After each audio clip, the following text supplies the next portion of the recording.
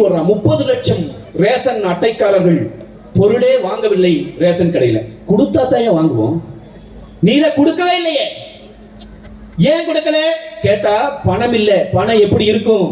30,000 கோடி 2 வருஷத்துல 2 பேர் கொள்ளையடிச்சான்னா பணம் எப்படி இருக்கும்? இந்த நாட்டிலே ஸ்டாலின் அமைச்சரவையிலே இருக்கிற அமைச்சர்கள் மொத்தமாக இன்றைக்கு சுருட்டி வைத்திருக்கிற பணம் என்னன்னு நம்ம தேடணும்.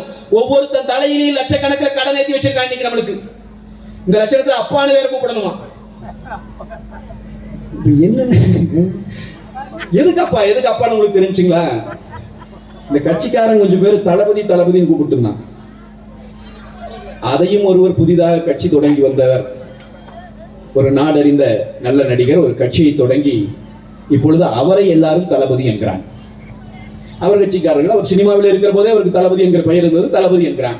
இப்பொழுது திமுக காரன் பார்த்தான், இப்பொழுது சொன்னால் எந்த தளபதி என்று தெரியவில்லை, தளபதியே விட்டு விடுவோம், வேண்டாம் இந்த தொந்தரவு என்று சொல்லிவிட்டு அப்பா என்று அழை என்கிறான். அதிமுக காரன் வைத்து செய்கிறான்.